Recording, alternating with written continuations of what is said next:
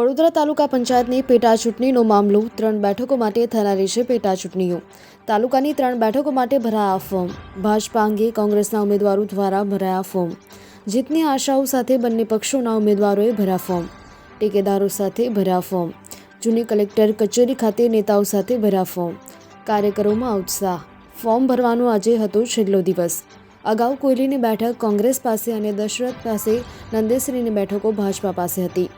ભાજપા ઉમેદવારોના નામ: Koyali Poonambhai R Jadav, Nandesari Jaswantsinh R Padhiyar, Dasharath Sunilji Prajapati. કોંગ્રેસના ઉમેદવારો: કોયલી સંજયભાઈ ઠાકોર, દશરથ વશરામ રબારી, નંદેસરી રાજેન્દ્રસિંહ ગોહિલ।